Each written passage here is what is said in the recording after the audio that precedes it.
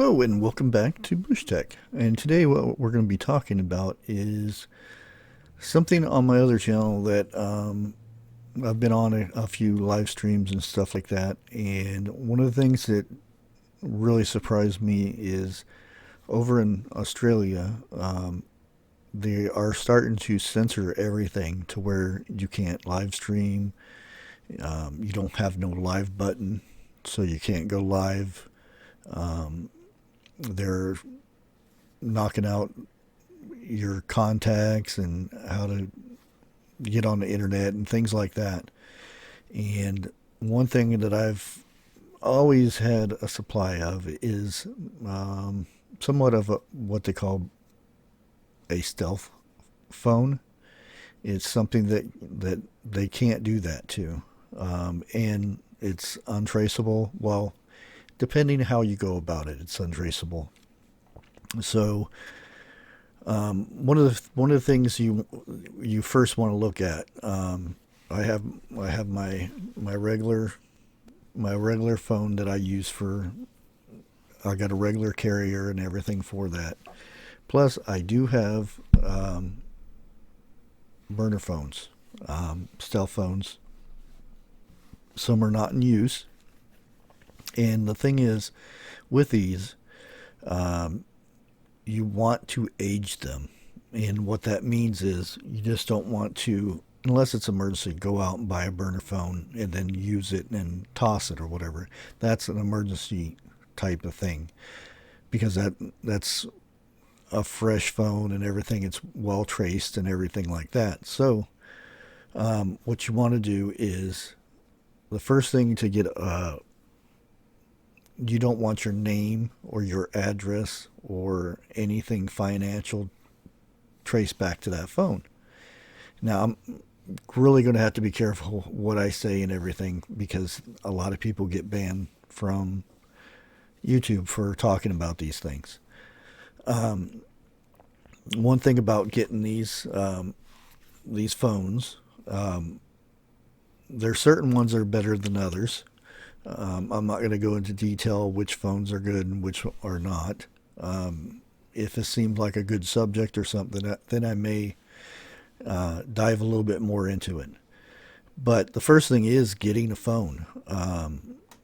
Now, you can pay cash, but you have to, you want to be anonymous when you do this. And it's kind of hard to do that in like say Walmart and everything.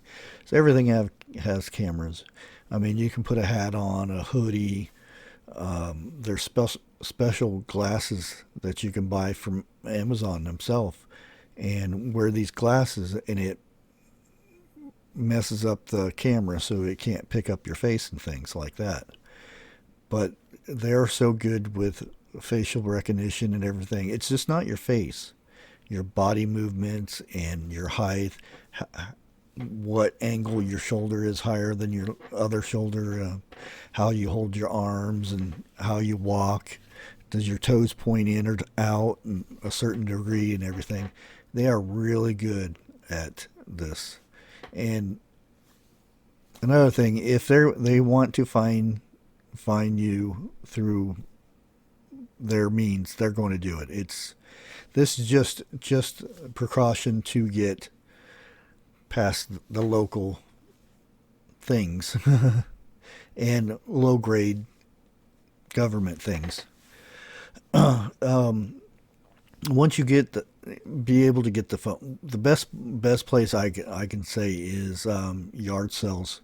People sell their old phones all the time. They'll sell a box of them, the old flip phones and things like that. You want to get something that you can take out the SIM card. So that's always good. And always paying cash when you get these things. Never use a bank card or anything because that's all traceable. Now, once you have said phone, what you want to do is try to find a way to get SIM cards, and that's a little card that's inside your phone. Usually, if you've upgraded a phone or something, you get this little pin that pops that thing out. You place your new one in there, and it transfers all your goodies and everything over. Well, it transfers your number and stuff like that over. Now, it's really tricky. There's a lot of steps you go through to do this. Now, you can, like I said, you can go, you can buy SIM cards online all over the place, but you're leaving that trail behind. Also, what you want to do is you don't want to use your address. You don't want to have that stuff sent to you at your home. So there's many ways you can go about this. Some places there are mailboxes that you don't have to use your name and stuff. With the government right now, it's really hard to find these places like this because everything's so secure. The mail system is top notch when it comes to this type of thing. You can't go to your post office or anything like that and anonymously get a box. You have to have your driver's license and proof of address and everything like that. One thing is if you are friends with a group or something that has apartments and somebody's moved out and there's nobody there, you may use that address. I'm not saying to you do this, but some people are known to do things like this, and you can always figure a way to go to the UPS stores and get temporary boxes there and things like that. And you have to think of creative ways of doing this, basically. But once you do this, and say you get your fresh SIM card and everything, there are ways to make it more secure, and you guys can search these things on the internet yourself. You want to check what it's called a IMSI on the SIM card. Like I said, you can search these things on the internet. I'm not posting any links on this video or anything like that because, yeah, it's YouTube. But once you do that, you don't want to be using this phone to call your wife or your kids or your husband or anything like that. This is just absolute emergency, and you don't want to have that SIM card in your phone. And you can use a different SIM card to set your phone up, turn off all, get rid of all apps that trace. And even though you turn that stuff off, they will still use your data. They'll send your data back and forth, these apps will. And there's some settings on your phone to where you can turn off app sharing. Because even if you say you get a Google Maps, you say you don't want to share your data when you install that, they will still share your data because on your phone you have a setting that says share app data, and it shares it. There are browsers that you want to use. Like I said, even on a cell phone, there are Epic Privacy Browser. There's another browser named Tor browser. That's for going on the darker side of the webs. trying to think of words to say so I don't get in trouble. And you want to upgrade the security on these. And there's various settings that you can. There's videos on videos that will show you how to make your cell phone more secure. And there are apps that you can download, some free ones.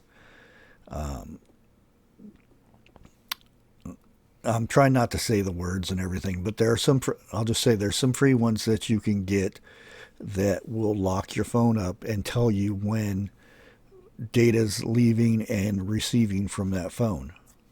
And then once you get that phone all set up, take all the SIM cards out.